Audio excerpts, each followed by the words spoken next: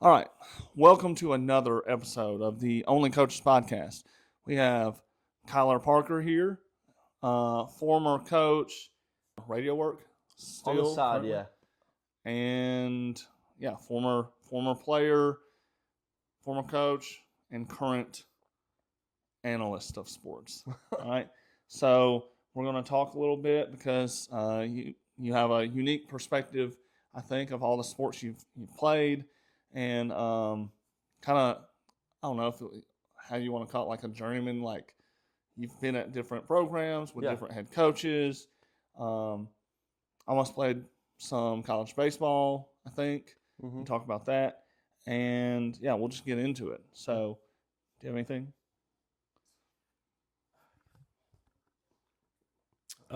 Happy to have you here. Yeah, thanks for having me. Been I'm looking forward excited. to it. I guess I'll start off with the first question here. Okay. What was your welcome to varsity moment? Mm.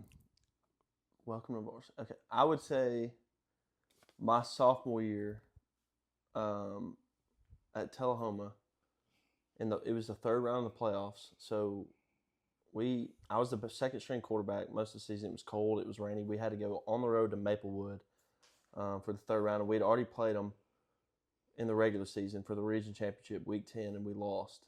And all week in practice we installed this new Wildcat package, and so I was the quarterback in this Wildcat set.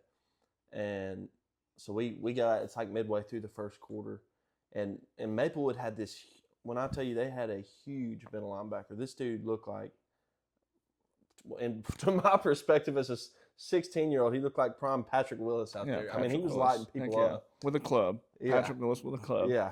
And I remember getting out there, getting the snap, and it was just like a quarterback power to the left or something. And that dude, he lit up our offensive lineman, hit me, and then their defensive end came in and ripped the ball out, and I fumbled. And then we kept going to it, and later in the second quarter, we tried to set this up, and we didn't end up running it right, but we tried to set it up where kind of like the Tebow jump pass, but we ran it in the middle of the field. And so I caught the snap, and our tight end was supposed to block and then leak out behind the linebackers. Well, I get the ball, and I'm running towards the line of scrimmage, and this huge linebacker, he starts flying forward, and as soon as he sees the tight end out of the corner of his eye, he drops, and I'm already like in the air and throw it. And he dropped. I mean, this dude was a freak athlete. Dropped and picked it off, and and took it back. But So he you got didn't tackled, tackle him? but no, well, he got tackled by somebody else at like the 10. But I was like, man, that was like the first. I mean, I played throughout the year on special teams and stuff, but that game I was like, this Yeah. this isn't easy. Yeah, that dude sounded like a matchup problem. Yeah. Um, this is the same question to me, and then we'll go to you. Sure. All right. I remember going into my sophomore year, starting the spring game at tight end, and I was on an out route, and the quarterback rolls out. I think it wasn't really a rollout. I think it's just like maybe he got flushed or something, and he throws the out route to me, and it got picked off. And I was just thinking, like, man, they break on the ball a lot faster at this level. And even from, ninth grade JV, I had played all that my freshman year. I was on both of those teams. And then, going into that year, it's like, man, they just move a lot quicker. And, like, those little things as a tight end or receiver, like going back to the ball, just thinking about, like, all that stuff just moves a lot quicker whenever you Mm-hmm. get put in that situation. You got to help your quarterback out and stuff. But I remember that being like, man, was that my fault? And it probably was, just not going back and competing for the ball. I was just kind of like in shock that you can undercut a route that quick. Yeah. I guess mine would have been the spring of my sophomore year, getting ready for my junior season. We went and scrimmaged a team, so it's first ever varsity scrimmage, and I played center. It was me and the right guards, first ever, like I guess start you would say. It was still a scrimmage, but first ever experience playing on varsity, and we played this really good team, and it was like the first play they ran like a blitz, like an X stunt blitz with their middle linebackers. And I guess maybe it was just set the tone. They just want to prove a point. Dude, these two middle linebackers drilled me and this right guard. And like as I'm falling backwards, I see him like at the same time falling backwards, and we both like make eye contact as we're falling, and we land, and we're just looking at each other on the ground, like, wow, that was okay. Like it's here, like this is our first experience, and yeah. So I was like, okay, we got to step it up. Yeah, that was fun. How'd the rest of that scrimmage go? We got killed. We did. We got killed. Our quarterback, like our starting quarterback for that season, got hurt. And so he was like, he didn't even play. He had got hurt the year before, our sophomore year, and he was still recovering from his knee. And so we had just, I feel like it was just some random people at skill positions. I'm not going to lie. And it was just, yeah, it was bad. But yeah. I guess second question now. So you played football and baseball. Football and baseball. What position do you think is the hardest and why? In like each sport? You can do each sport or overall, whichever one you want to do. Honestly, and I played quarterback, but I would say playing corner is probably the toughest. You know, out there on the island, because you don't know what the other guy across from you is running, and you're having to just stay within 3 or 4 yards of him the whole time. And you're kind of gambling. So that's why you see a lot of guys that, like Trayvon Diggs in the NFL, who had a ton of interceptions a few years ago, like 10 or whatever, that led the league, but he also led the league in touchdowns given up. So you're kind of gambling, out there on the island. I think quarterback's hard from a mental standpoint, not as much, physical, because, you got to know everybody's assignment on every play. Whereas, if you're playing running back, all right, I got to block this guy, or I'm getting the ball and running to this gap. Not saying that the other positions aren't tough to play, but you got to know everybody's assignment rather than just your own. Everybody's route, everybody's, on top of, hey, the defense is lined up this way, this is what they're doing, so this is going to be open.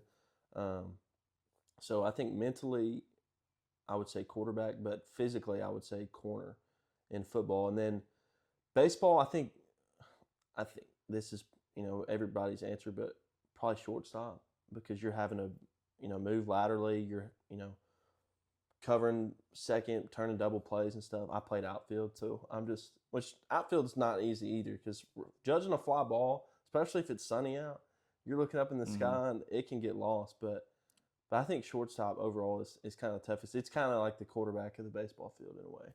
Yeah. What about when it's cloudy or something, like you're out in the outfield and the ball, blending in, depending on how cloudy. So there's a lot, but I'm going to speak as like a coach for both of these, because I've coached a little bit of baseball. Know nothing about it like I should, but like I was kind of forced into that role and just did it as like an assistant. But what about catcher? I mean, like a lot of times catcher, you have to be tough.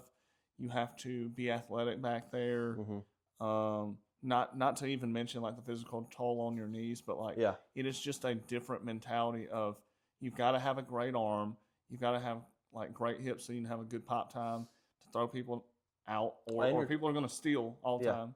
Well, a lot of times which I caught a little bit my sophomore year, but you're also calling pitches too, or some do. Some have pitching coaches that'll see going in, but there's a lot of, especially in the MLB, they're the ones calling the pitches. So you got to know this count. You got to know the hitters, and you got to know the situations. Well, there's a guy on second. We want to try to force him to, if he puts it in play, to ground it, this way. And so you got to know, you got to have a pitcher's mindset, I think, as a catcher, but also know situations where, hey, if this, you got a first and third, this is what we need to do. So yeah, mentally, I think, I would agree with you on that. Catching is and I always knew, like on the teams that I coached for baseball, a lot of the catchers would also pitch and have like they were very crafty and smart, even if they didn't have a great arm to blow it past somebody. They knew the batters well, and they knew where they can go. And then they were just, even if they were just off-speed pitchers, they were like, they could really piece together a good game.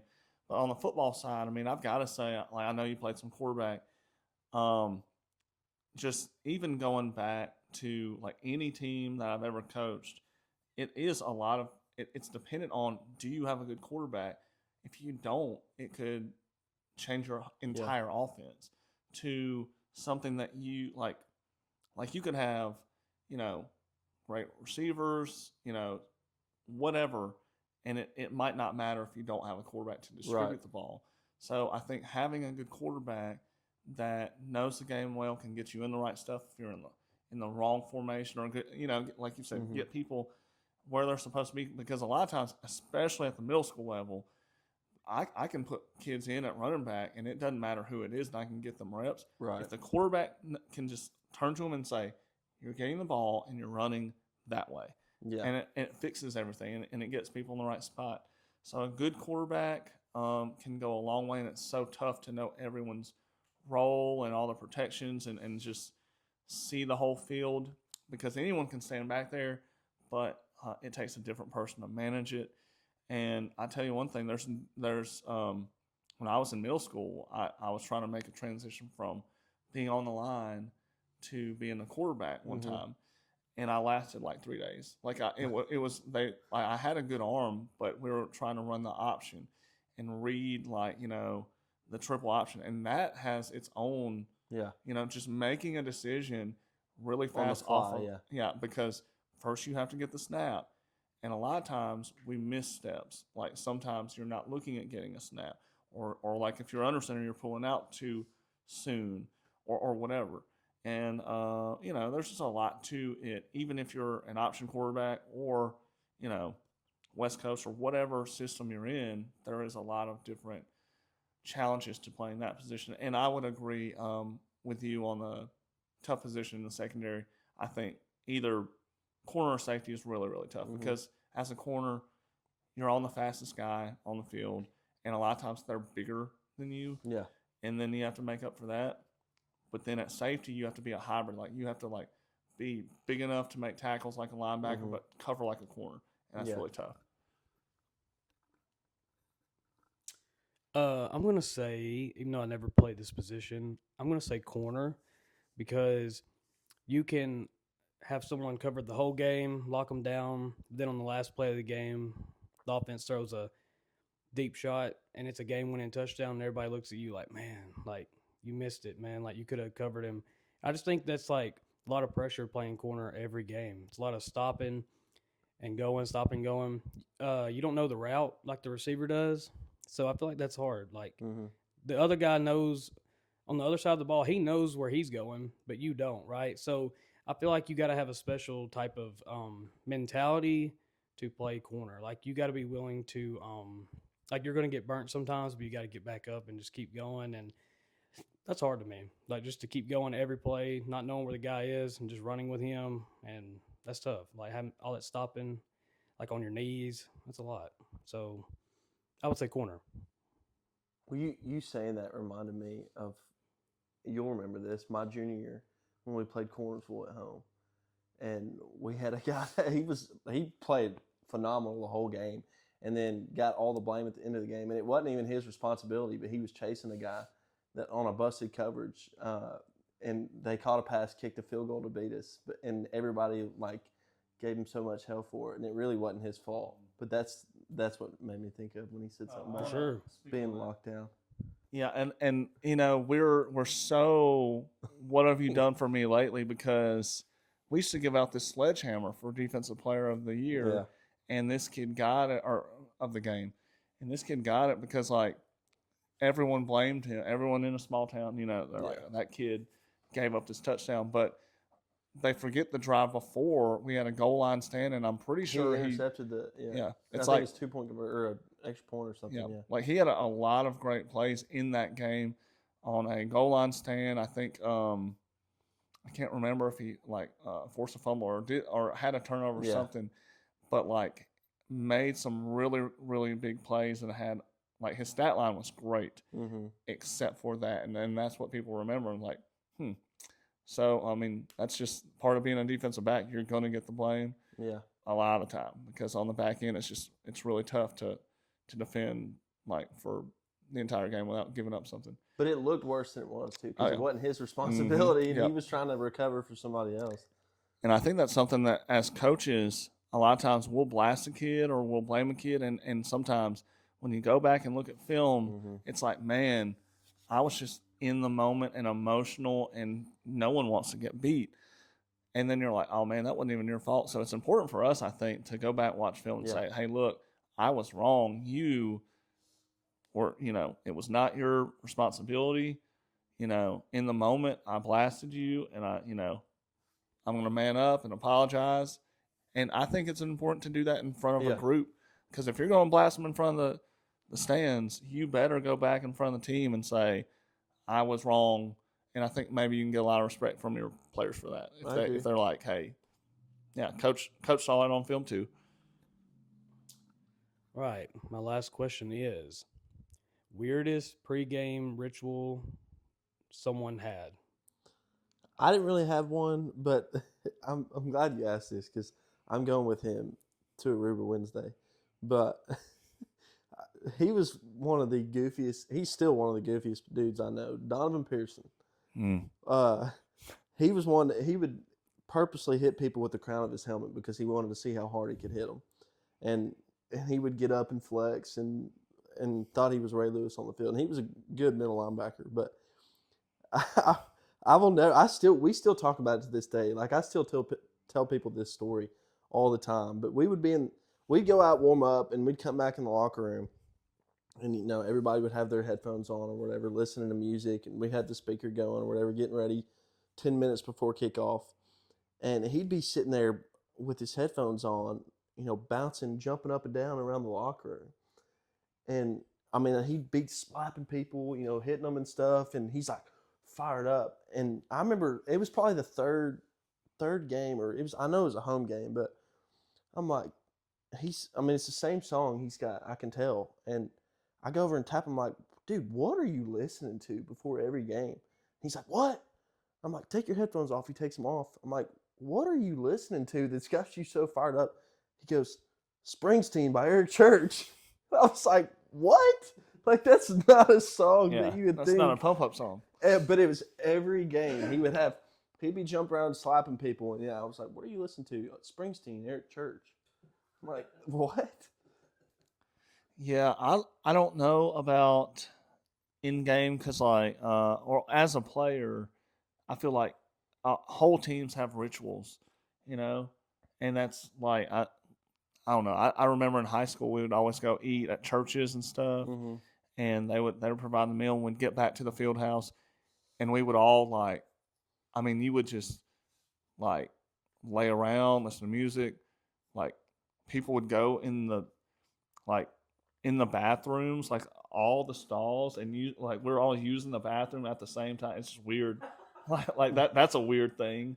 If you think about 10 rows of dudes in the football stadium bathrooms or whatever, but as a coach, it is a little different because you go, you eat, and then you see the kids having their rituals, playing the same music over the loudspeaker, and it's the same songs every Friday night, and you kind of get their list of what pumps them up, and it's every group has their own little list, and that's funny. Yeah. And then the coaches will go out and walk the field, and have their own little rituals of who you go out and walk the field, and you talk to the same coaches or whatever, and that's an interesting thing. So I love that about football and sports in general, of how people have their own little thing that they do. When I was in high school, me and this other tight end would go out before everybody else and just throw, just me and him. And it's funny because it's at our school we were a running team, so we weren't even going to get the ball anyway, but we would just go throw.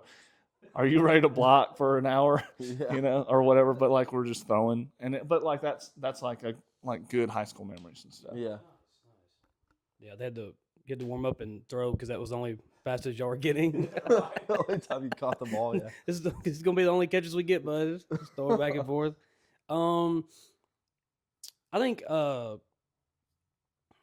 pregame ritual is kind of like what you said as a coach, going to different places. And I feel like even though you've probably played at these places before, coached at these places, going against that team, I feel like it's so when you show up and get off the bus and you walk, it's almost like a new experience every time. You're kind of looking around the locker room, you're going around the field, just kind of looking where everything is. And it's just even though you've played there before, it's just a different experience every time. So it's not really weird, but it's I don't know. It's a different type of experience every time, but you played there before. But you're always looking around like, oh, what's this? What's new about this place? Da, da, da. So nothing really weird. It's just different experience every time. I feel like. I think superstition is a real thing. Like I I didn't really have any like rituals or whatever, but I would wear the same pair of underwear and same pair of socks every day on the day of a game. Like I had remember what are they, the Nike Elites or whatever. They weren't like the old school ones, but I had these like red, white, and blue American flag Nike socks that I would wear every day on game day, and then I would wear the same pair of underwear the whole day, which is maybe TMI, but I don't know what it was. It was just like it was. I don't. It wasn't ritual. I guess it was more routine. It was like I get for up sure. and it kind of gets me going and kind of gets that mindset and mentally prepared me, I think, a little bit more for the game. Kind of feels like a ritual though. I wearing guess the in a same- way. wearing the same Yeah. underwear, but maybe they're just really comfortable game underwear. You know, They just didn't. like who stole my underwear? They were the most comfortable under my girdle. That was Yeah, a big thing. that makes sense. So why don't we switch to just being a player that has played, which I mean, like you played a lot of different sports in high Mhm. school, but the main two was like football, Football and and baseball, and you were very successful as a quarterback. And what was it like? You were what, top four for Mr. Football? Was that it, Top or top three. three? Top three. Sorry, top three. I I have a terrible memory, so like we've had so many candidates at our school that did it. It's hard to keep track. Yeah. But so you so you had one win. So when you look at your career, was it hard to transition away from all of those memories playing basketball, football, baseball, and then deciding what's next? And tell us about that for you, because it took you a while, I Yeah. think. Because you did some announcing in high school, Mm-hmm. didn't you? Some Yeah.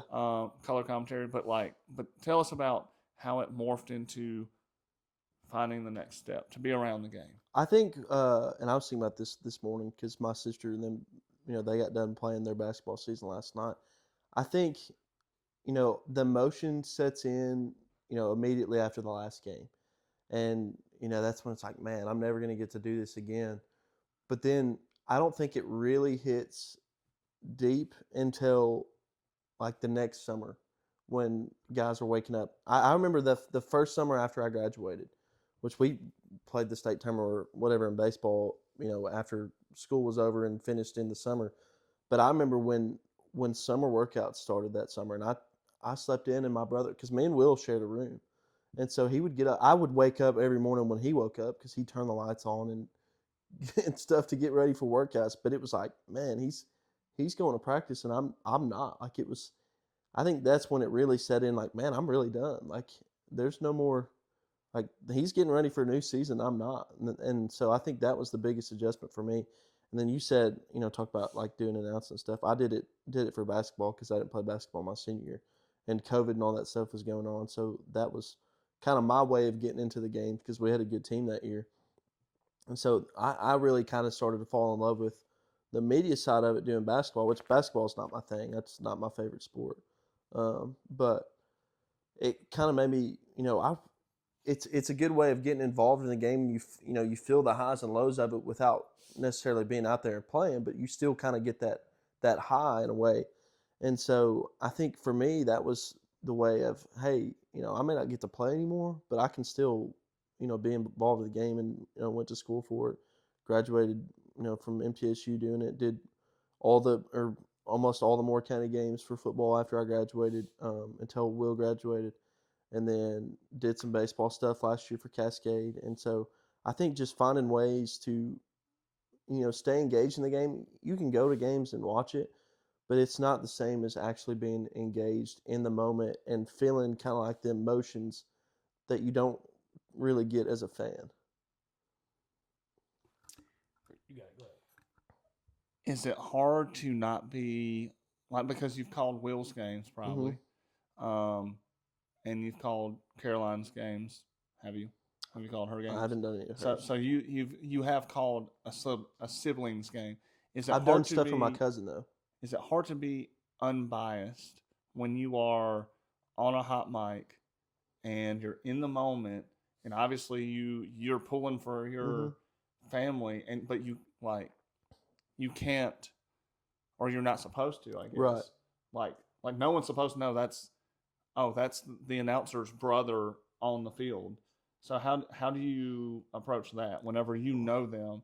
You know the kids on the field. You might have played with them, or one of them is actually your kinfolk. Yeah, it's not easy. Like I always try to be as neutral as possible, even like because doing the games for Moore County, you're doing the games for Moore County. You're not doing it for both schools like you see on TV. Like but I always tried because that was my repetition, my practice for what I wanted to do, or which I'm not doing it now, but what my goal was to be, somebody radio. So I always tried to stay as neutral as I could in general on the broadcast. I was doing play-by-play, so I didn't have to, be as emotional and stuff after the play or react as much because I wasn't the one reacting. That was the color guy.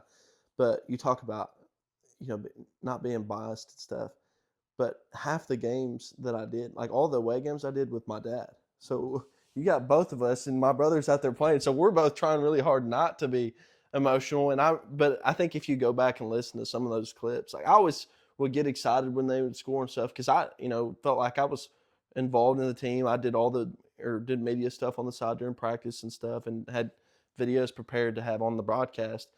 But I think if you go back and listen to like my voice and the excitement in my voice and his too, he couldn't fight it as easily as I could, because he's a dad. But like when Will would score or make a big play, I think if you go back and listen, you could hear a little bit more excitement than for some of the other kids. But that's just that's my brother, one of my best friends.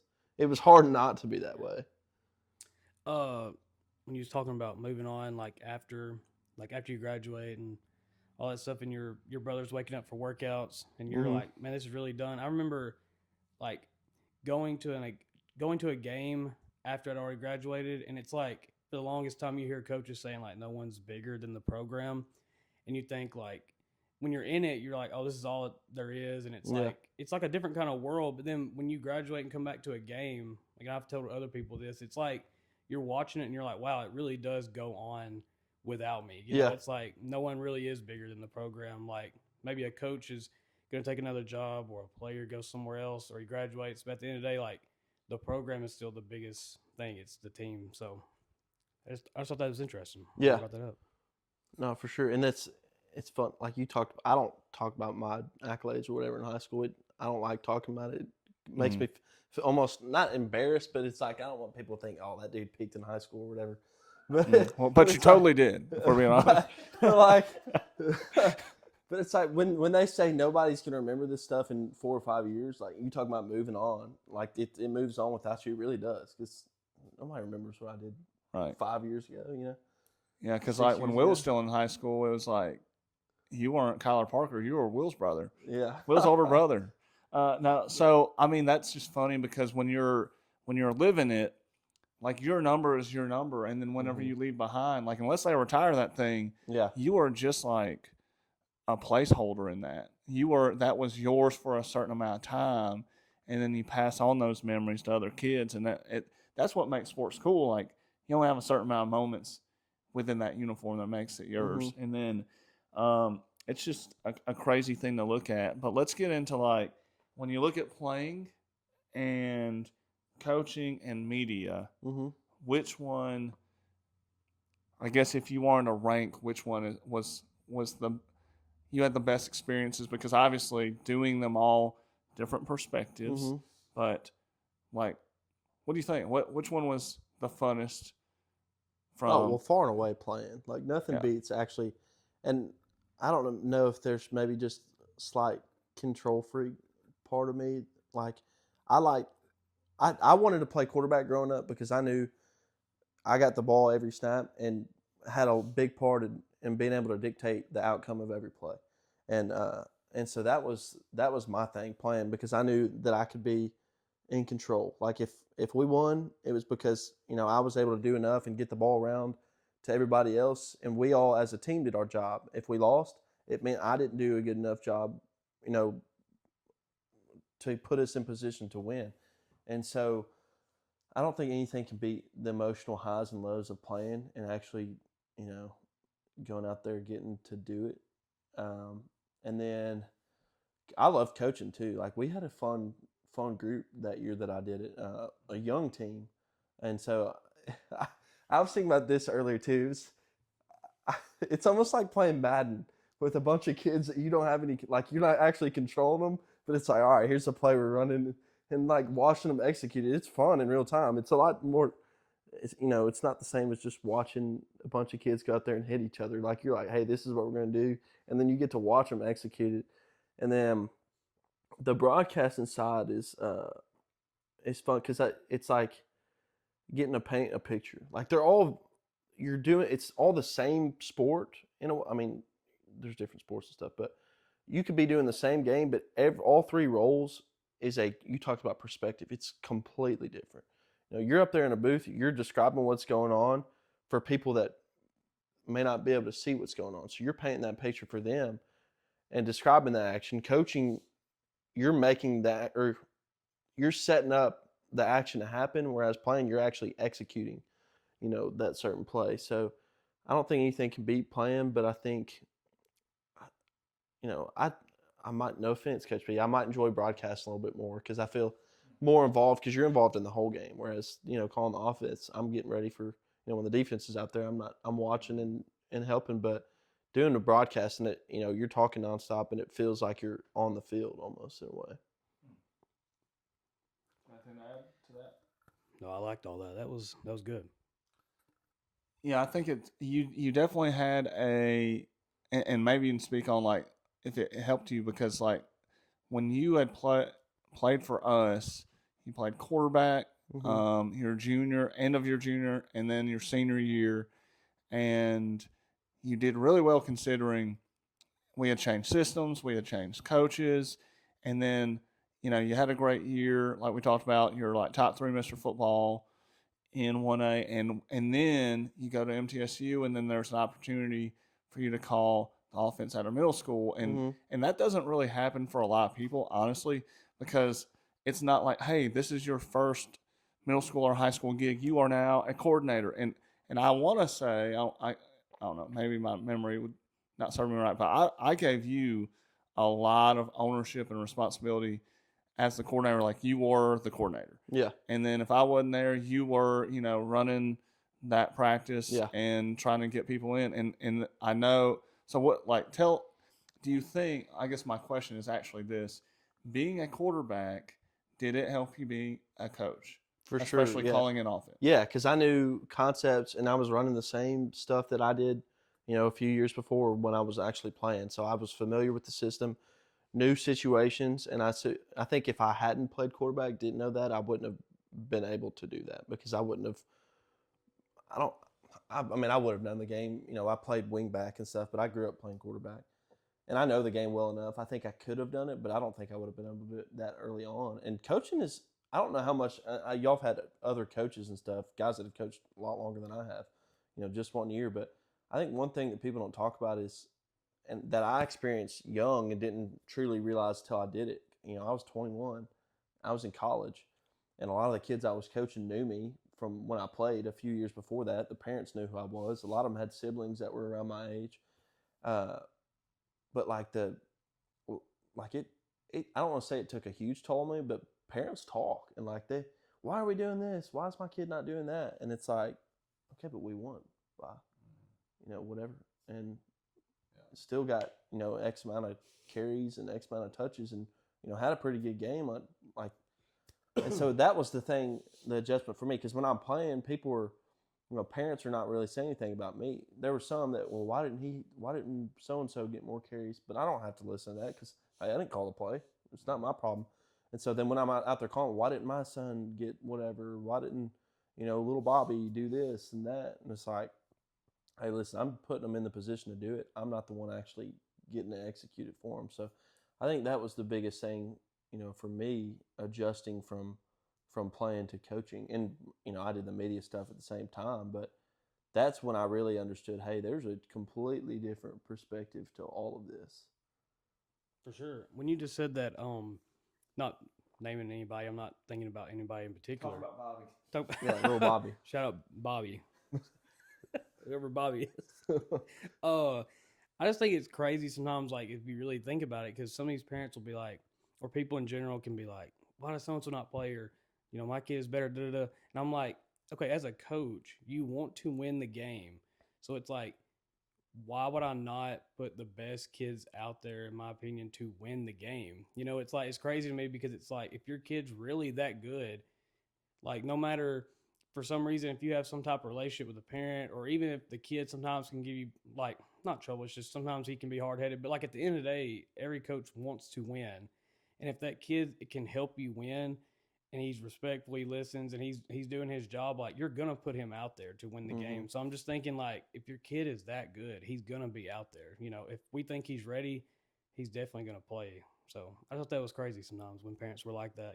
Well, and I loved those kids. They were like little brothers to me, and so it's like I wanted to get every one of them as many touches as I could. But like you said, our goal is to win. Our goal is not to let everybody have this. It's not everybody gets a trophy. You're playing to win the game, and so you got to go based on situation. If it's 3rd and 3, and I've got a guy that's averaging 4 or 5 yards a carry, well, I'm probably not going to give it to the guy that's averaging 2. I'm going to get it to the guy that's more likely to get me a first down, or if we need a touchdown, hey, who's the guy that's going to score a big play? You've got to think situationally, and I think a lot of parents don't think that because they're thinking, well, why is my kid not doing this? So I don't know. I think that's the biggest thing I learned. Yeah, it is tough, and there's only one ball, Yeah, and there's 11 dudes on the field, and it's tough to make everybody happy. And the thing is, you will not make everybody happy. And even if you win, you think it solves everything. yeah. It doesn't either. So you're going to have to do in coaching. You've got to do what you're going to do, no matter what, and stick to your process and stick to your morals and values. Because at the end of the day, that's the thing that's going to last. And if people aren't going to like you, like I would say this, they're not. If they only like you because their kid gets the ball, they don't like you. You know what I'm saying? They're just there for a self-serving reason. Yeah. If they like you because you are instilling character into their son or daughter, Right. and you are trying to help raise their son or daughter, then they actually like you and they see the process. Because it's like you said, not everyone gets a trophy, but you know what? If you win the championship, everyone gets a trophy, and then you can say, hey, look, everyone did their job.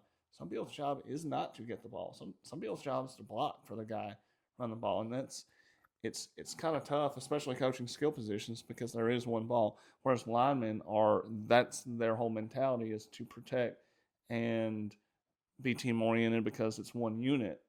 That knows they're not going to get the ball unless they're a D lineman, they force fumble or something. I think another thing that I learned too was like, and I don't know how much y'all have talked about this, but knowing how to coach, everybody takes coaching differently. And so, I knew the way that I took coaching, I could take hard coaching and roll it off my back, but there's some kids that, the way you may not be meaning it a certain way or may not be meaning it personal, but a kid, their perspective, it's like, man, like I really screwed up, and they, let it weigh on them rather than just, I understand what I did, I'm gonna bounce back. That's how I was. And so, like when I first started, I think that's how I tried to coach, was Right. the way that I knew, I took coaching. But some kid, we talk about perspective. Everybody's got a different perspective, so you got to know how each coach responds. Maybe I tear him down, but I got to make sure that I lift him back up, because he may not understand that I'm not, truly mad at him. I'm just being more critical. So I think that was another thing that I learned and gave me a pretty unique perspective, was how each kid, responds to coaching, and how you've kind of got to interact with them. Right, and that's it's different too as an assistant, a coordinator, and as a head coach, because as a head coach, you are coaching your own coaches. You're trying to make them better, and you have a say in everything, but really you're trying to like look at the big picture, and you're like, hey, look, you might have seen a coach blast a kid, but not build them back up, Right. and but you might go put your arm around the kid and be like, hey, coach wasn't trying to be personal. He he's coaching you hard, and that means he's investing in you. When he stops talking to you, then you need to worry. Mm-hmm. But it's, at the end of the day, behind closed doors, it's good for that head coach to be like, hey, watch the way you talk to this kid. He does not respond well from this type of coaching because we've seen it before. We have evidence of it, and he responds this way because like every single kid on your team is going to have different parents that probably have a different influence on how they were raised and stuff. So it's a good, unique thing. But like I think a lot of it too is like, can the head coach the assistants into how to, maximize the production of their kid at the end of the day? Yeah. Yeah. I think I already went on that. If you want to ask your next question. All right. So, did we ask baseball versus football, which is harder?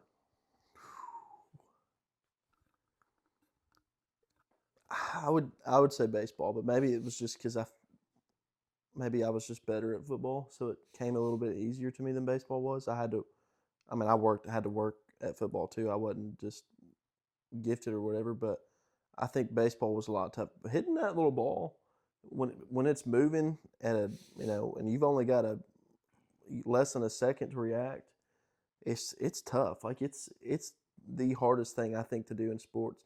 I don't think you have to be as athletic to be good at baseball. I think that's where, when people talk about what's the hardest sport to play, you got guys that, well, baseball, well, no, what? There's no baseball guy that could go out and play football. Some of them could. Some of them couldn't, but that's because I think you could be really good at baseball and not be a great athlete because you just have quick reaction. You can put, situations, you can put it out and play. You don't have to be the fastest. You don't have to be the biggest. You don't have to be the strongest. I've seen some of the smallest dudes that were some of the best baseball players and some of the biggest dudes that were not any good at baseball. So I think as far as athleticism goes, I wouldn't say baseball's the toughest, but I don't think there's anything harder in sports than hitting a baseball. Now you just said that.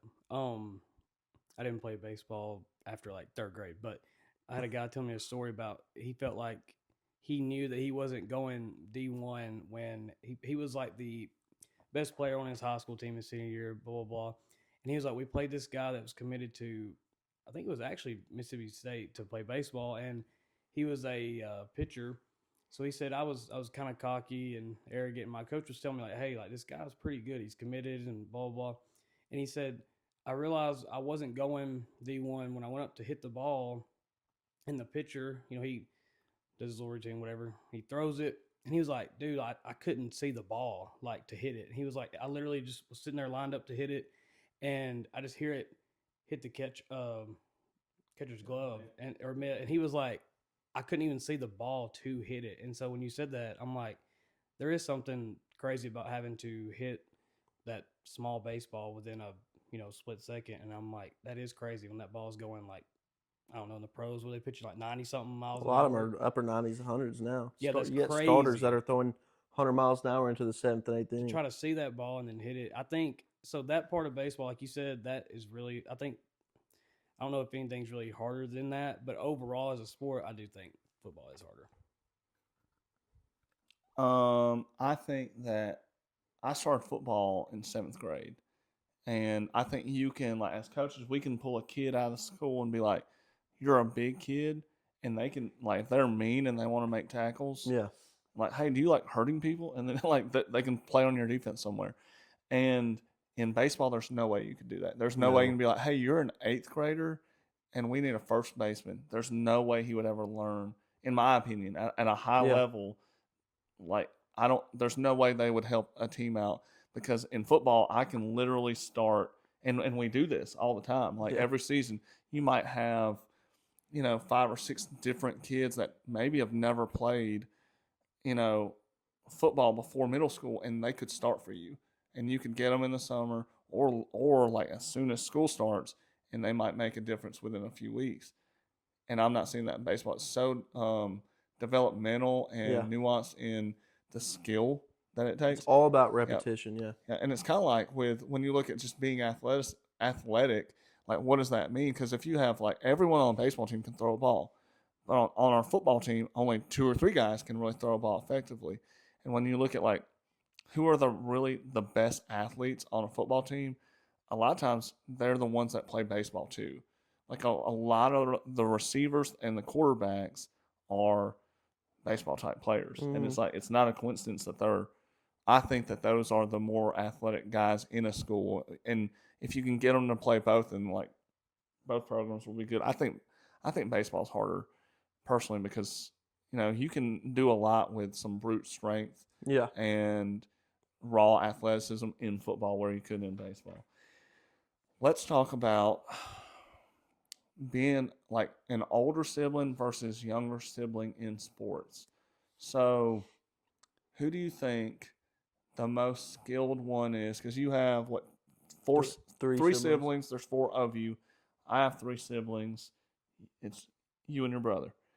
So, typically speaking, the oldest. What are their characteristics in sports? You think, Like you know what I mean? characteristics of the oldest sibling in general? Yes, like because sometimes it's been said that the youngest is the most athletic, typically, or like the most skilled.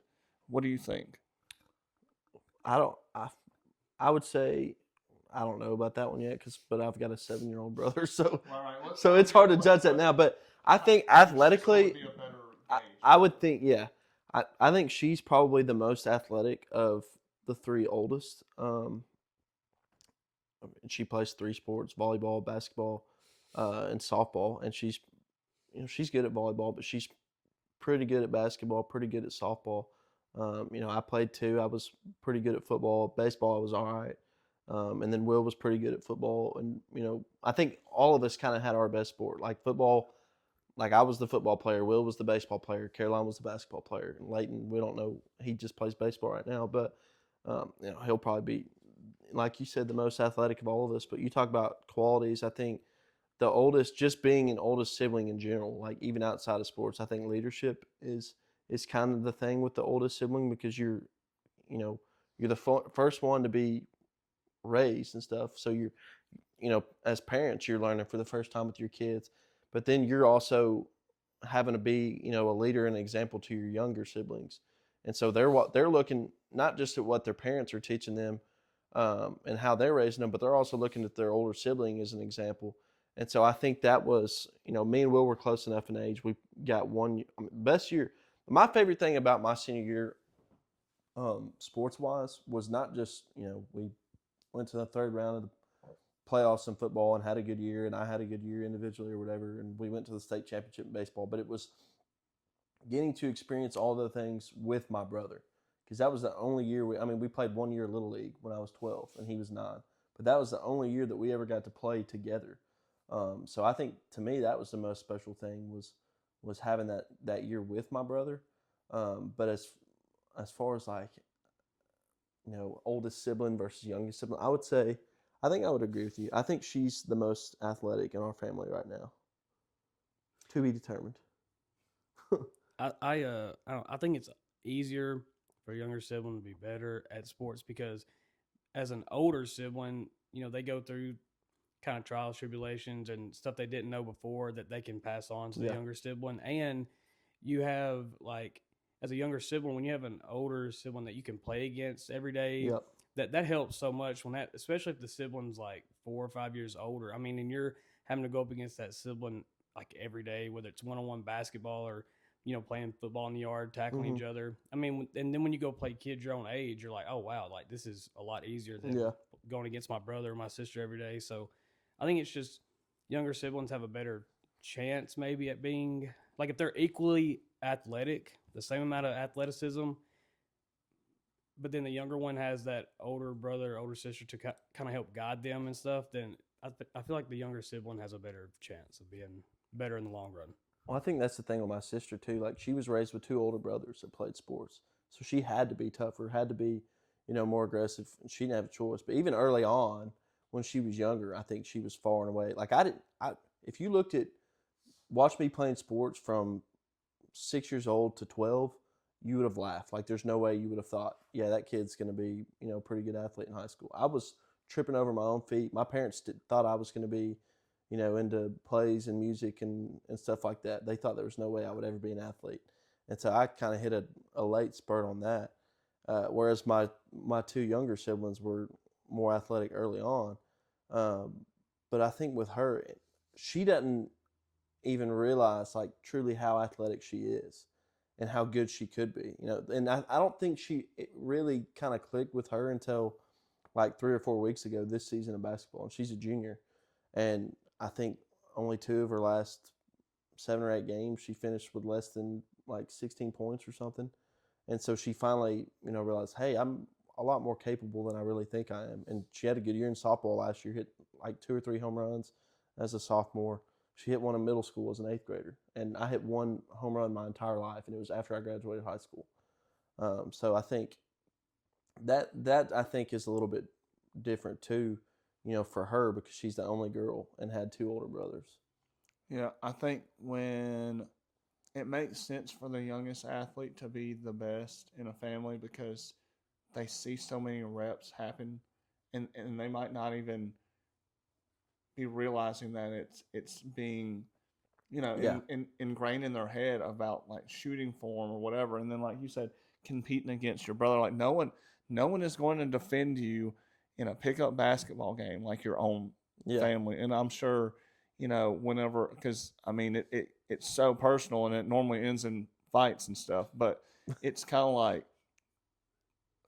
older siblings can get the best out of your athleticism because like you said, like no one ever is going to guard me as hard, or like they're going to be, if there's a few years difference, they're going to be 5 or 6 inches taller, so you're going to have to find a way to get your shot off, or you're going to have to find a way to get open or whatever on them. And but yeah, there's a lot of different things with younger athletes. Just it comes easier because they see so many reps. They see so many reps, and they're around the game a lot longer.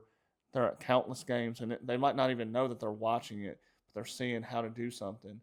And the older sibling didn't get that, but I've always been told that the older sibling is always more, almost like structured and hardworking. Like they're harder workers, and maybe it's because they had an influence on their kids, and they were the example, and they were, they had to like help out around the house or whatever. But I've always been told that they were more. They might not be the most athletic, but they seem to be hardworking. And I don't know what about the middle child? I mean, like, is there a chip on their shoulder or something that they have to like, stand out more because there's already been an older sibling that like made a name for themselves and they have to do something almost else. like filling shoes. Yeah. I think to kind of piggyback off that too, like as the oldest, every time I went out there, I'm not just playing to do my best, but I'm also thinking I've got to be my best because not only are there other eyes watching me, but my younger siblings watch me too. And if there's anybody out here that's watching me the closest, it's him. So I've got to make sure I'm on my game doing what I'm supposed to be doing because he's taking notes, maybe not even realizing that he's doing it. Like you were talking about, ingrained in their head and not realizing it. Like he may not even realize how closely he was truly watching me, but there were a lot of things that he was picking up on that I did. I think more baseball wise, because that was more his sport, and we played different positions in football. So, his perspective there was a little bit different. But I think baseball wise, he was able to. I think I always thought I had to be better because I knew that he was right there behind me watching. I mean, we'd be out there before every game taking infield. You'd have 2 guys at every position out in the outfield. I played center. And who was the guy out there in center with me? My brother.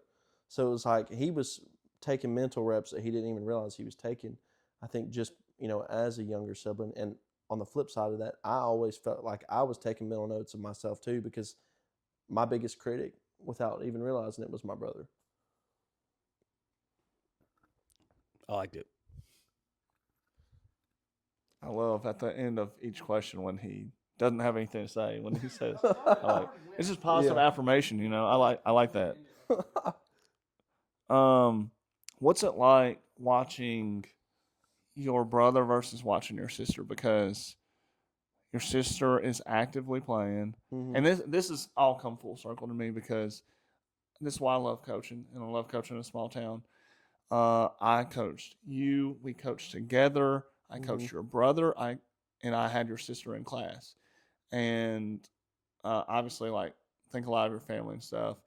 And it's so cool watching like a whole family go through a school system Mm-hmm. and seeing how y'all are the same, how you're different, and your own Yeah. personalities coming out, and then watching y'all succeed. And sometimes it's weird, like, watching them succeed at a Right. new place. Yeah. So obviously your sister is, like you said, just got done with a great season at Cascade, and she played really well. But what's it like watching your middle sibling, and then having another sibling, and then you even have another one coming up eventually? So Yeah. what's it like, the I'll- difference in watching your brother and I'll sister have my play? own probably by then, but Yeah, I think, with Will, it was, because we got to play 1 year together. I would have never played a sport with my sister because of the age difference, but also because she's a girl. So I think emotionally, the attachment, I think, was a little bit more there with my brother because I played with him and experienced, and we played the same sports. He played football, he played baseball. I played basketball growing up, but I didn't have an attachment to basketball, like my sister does. Will didn't play basketball. I didn't play volleyball, so I don't have an attachment to volleyball. And softball and baseball, I guess, are similar there. But I think emotionally there, it was more, I could relate more to my brother because I knew the highs and lows of a football game. I knew the highs and lows of a baseball game. We played the same position in baseball, same coaches, a lot of the same kids that we play together. So I think I experienced a lot more of the same emotions that he had and kind of went through them with him, watching his games and being involved doing the games broadcasting because, most of his football games through high school, besides the ones that I played, I was up in the booth calling them. And for her, I've been more of a fan, because, watching her play, and, I grew up watching her play basketball and stuff too, because in the winter, we were at the gym every Saturday because she had a game or had an AU tournament or something. And so I grew up watching her my whole life, whereas me and my brother were kind of doing stuff at the same time. So I think the perspective there is a little bit different. I don't know that I would say I enjoy watching one play more than the other. But I think as I've gotten more removed from playing, I've become more attached to watching them play because that's still kind of my way into being involved. Besides doing, because all my broadcasting stuff now is not doing either of their sports, or any of their games, and that's why I didn't want to do basketball this year because I wanted to make sure I could be at her games because she's only got so many left, but. Yeah, I still see myself getting fired up. Like last night, I got pretty fired up a few times during her game. I almost got caught in the crossfire of a brawl in the bleachers last night.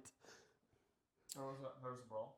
There was I had to go to Hickman County last night, so they played 2 hours away. First round of the region, and I'm sitting up. We always sit at the top of the bleachers, and I'm sitting beside my grandfather, and there's a couple. We're on the visitor side bleachers. First of all, and Hickman County's got for a 2A school. I guess they used to be a 4A, and then they split off and made East Hickman. So Hickman County would drop because they lost half their kids to 2A.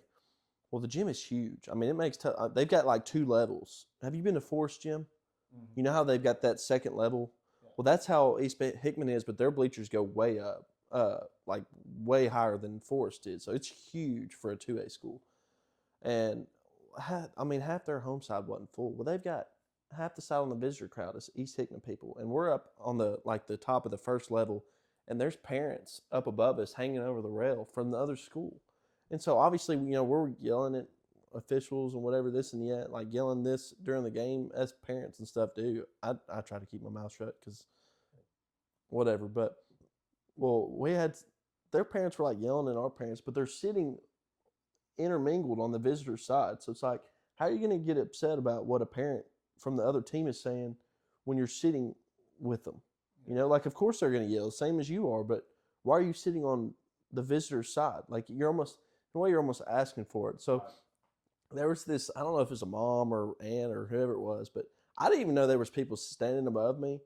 Well, one of the moms stands up and she's getting fired up after, like, there was like a hard play that wasn't called a foul that should have been, and then they called like a real ticky-tack like immediately after it. And so she stands up and is yelling. Well, then this mom starts mouthing from over the balcony at her. Well, I swear they were, I mean, she got up and was like about to go over the bleachers, the mom above, like over the rail and go after it. And then the parents that are sitting down at the bottom, they start getting up and climbing. And I'm sitting there. My grandfather is sitting beside me and my dad's sitting next to him. And this is all going on like right here above me. And I was like, slid over. I'm staying away from this. And cops had to come and break it up. This is like the middle of the third quarter during a timeout. Oh man, It was nuts. It's always fun. Yeah.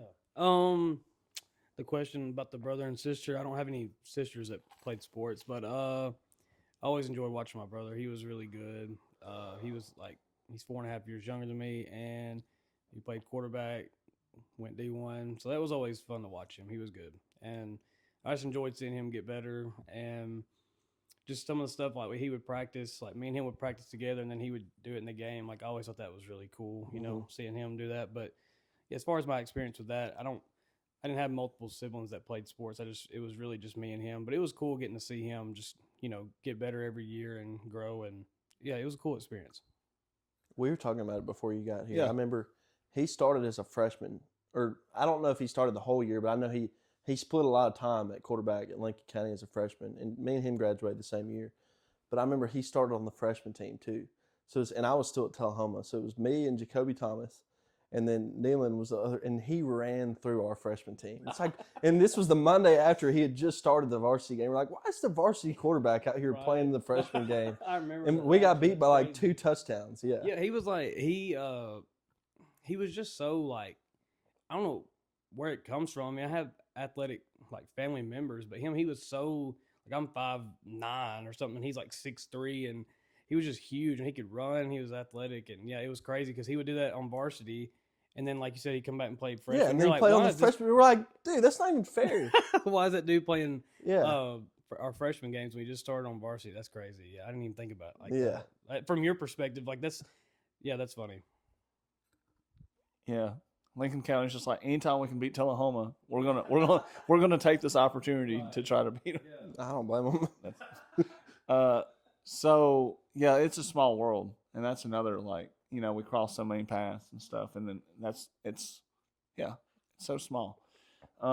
Let's talk about freak injuries real quick because it is tennis season and baseball and softball and I'm sure track and like all these different spring sports are going on at once. But I am a tennis coach in the spring, and we made a TikTok about one of our players breaking both wrists.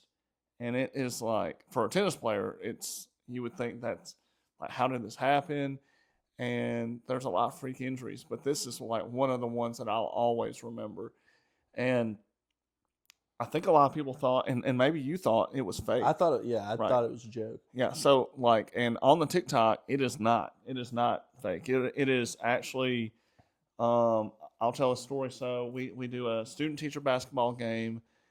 We posted TikToks about that, and the players have to play each other in their grades to make it to the teacher game. And this kid, he's athletic. I mean, athletic enough to jump up and grab on the rim, and he slips off, and then he fell on his butt and his hands trying to catch him, and he broke both wrists, but he didn't know that. He thought he just hurt his wrist. He thought he just sprained his wrist. He tried to go tape it up, and he scored like 11 points in 8 minutes in that game. And I'm like, okay, I don't think anything about it because the next 2 weeks he has braces on. He said they took x-rays and they didn't see a break. Well, he comes in after 2 weeks, and we are a week, I think, from our first match. And he goes back and they x-ray again, and they do find a break.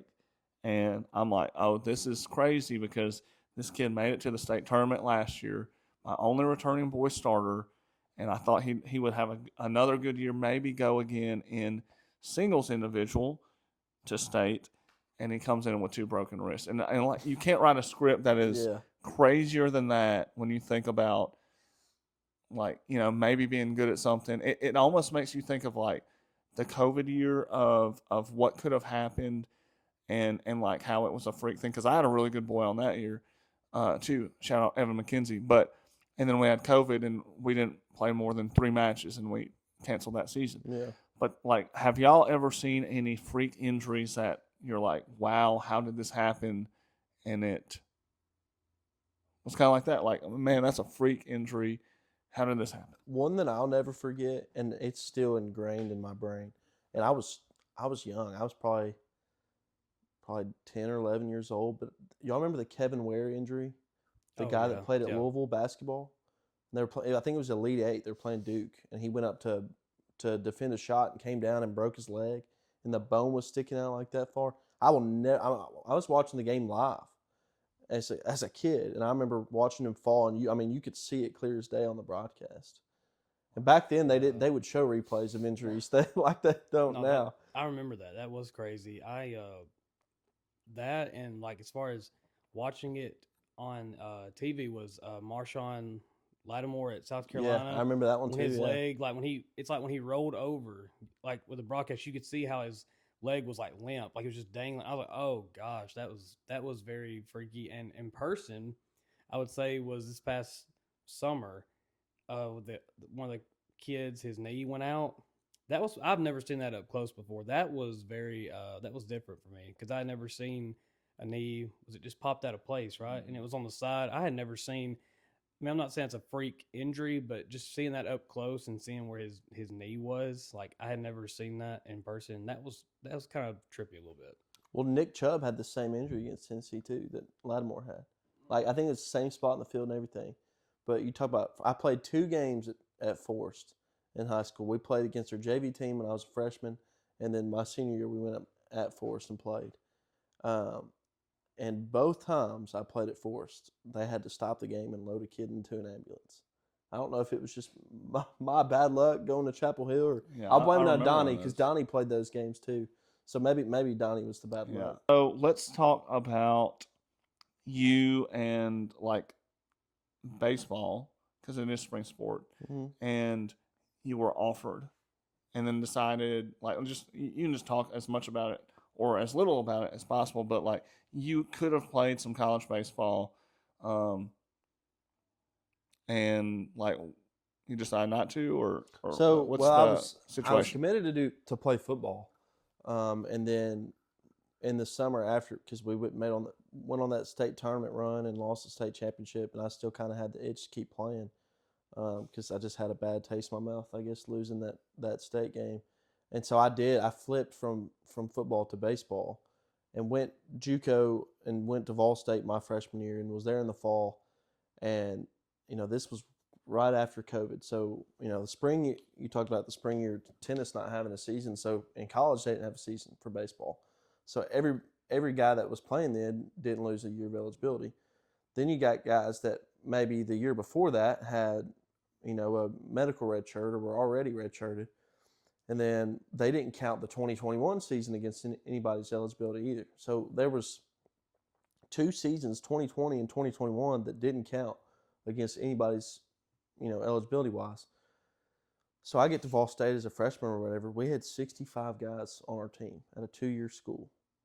And I want to say over 45 of them were freshmen, like eligibility wise, not true freshmen. We had some 3rd and 4th year guys that were freshmen eligibility. I think we had 3 or 4 guys that were there as like their 4th year and could have played a 5th year in JUCO, which is unreal.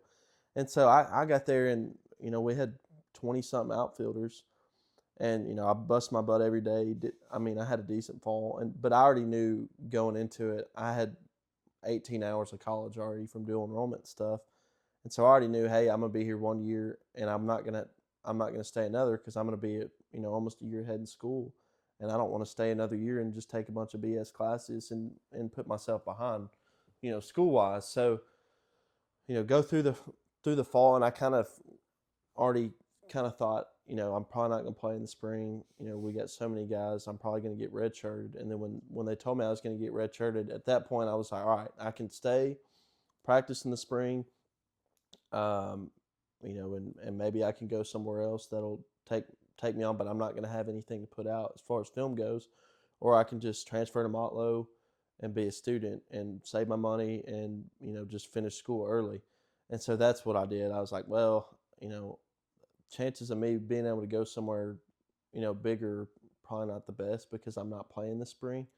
And so I moved back home, went to Motlow, finished out, and was a year ahead in school, graduated, early at MTSU, and just became a NARP, I guess. Isn't that what it's called? Yeah. NARP, non-athletic regular person or whatever. No, when you said the eligibility stuff, that is crazy because I saw a clip where Florida's coach, the head coach of football, was even like, he's like, I don't even understand all of it now. Like, you've got kids that are like, this is an SEC program, like Florida Gators. And he was like, I have no idea what, like, any of this is. Like, I don't understand it all because you got people that are, you're redshirting, and then you've got an extra year of medical redshirt, and then you got, like, JUCO now, like, it doesn't count against you. So he's like, it's all over the place. And I just think that's, I don't know, it's kind of hard to keep up with, like, who can play another year, who can't. How do they deem, like, oh, well, this is, this guy can play a 6th year or 7th year now, and it's just crazy. Like, I feel like sometimes it's like picking and choosing who can and who cannot in a way. There's no, like, set thing anymore.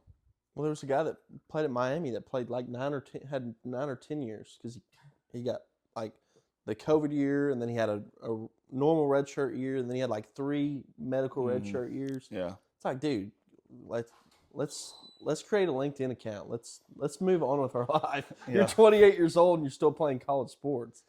Yeah, but the problem is now they can make a good living doing that. Like, they can make more money than their coaches and more money than what they would without, NIL or whatever. And it's a weird system. And also, like, there are rules, but it somehow feels still like the Wild West. So I don't blame the athletes as much as I blame the system. If guys like Trinidad Chambliss or Diego Pavia stayed another year, Pavia's not going to get drafted high in that. He might go to the 4th or 5th round, but he's made a lot more at Vanderbilt than he will in the NFL, and he won't have a long NFL career. So why not stay 2 more years if you can make $4 or $5 million? Yeah. To me, it makes no sense not to do that. Why would you give up that money to chase the NFL dream and be a journeyman as a 2nd or 3rd string quarterback? Yeah, I was really upset about the Chambliss news. Like, as a State fan, I was like, yeah, NCAA, like make him go to the NFL, and then now he's back. And I thought they just ruled the other day that they're not giving it to him. Are they not, for real? I'm pretty sure I denied I thought they said that he could. Like, I thought, like, a judge, like, hours later. We need to fact check this. I'm pretty All right, sure. I'm gonna give this to you, and I'm gonna fact check this. Because it was what's his name from Tennessee that they had the court order junction or whatever, but then that got overturned. Yeah, I'm pretty sure Chambliss has got denied the other day.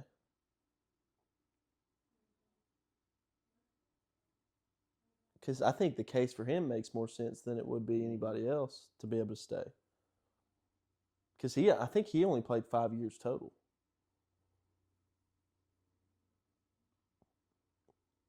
The AI overview says yes, he is playing. Like, they had a court judge granted an injunction. So, according to the interweb, it says yes, quarterback Trinidad Chambliss is cleared to play for Ole Miss in the 2026 season. So they denied him, and then a Mississippi State court judge granted him a preliminary injunction on February 12th, 2026 against the NCAA, allowing him a 6 year of eligibility despite previously denied waivers. So they brought in Deuce Knight too. It says a judge ruled that the NCAA failed to properly consider Chambliss's medical history related to a 2022 condition at Ferris State. And they acted in bad faith, allowing him to return for 2026. But it doesn't matter anyway because State's going to upset him in the egg Have bowl. you looked at his D2 stats? His stats were unbelievable. He had I think his last year at Ferris State or whatever, he had I think a 25-25 season, rushing and passing touchdowns. Dude was unreal. Dude. I mean, that's why crazy. he got looked at by Ole Miss and became the starter. His playoff run was legit. He made some unreal throws. Yeah, it's crazy. Yeah, good for that guy. I hate that he plays for Ole Miss, but I mean, that's my thing. Like, good for them in finding that diamond in the rough, but like, I also hate it a little bit. So, do y'all have anything else before we end? I mean, I guess we got to shout out Caroline, Will, Yeah. all Neelan, all the people, all the fam. Shout out Neelan. Shout out Abby and Jessica. If you know, you know. Shout out Brandon. We got some new faces coming in soon, so just get ready. Coming for the chip. Are you good? I'm good. All right. So thank you for coming on today. We'll probably Thank have you you on for having me. again. Yeah. So yeah, that was this episode.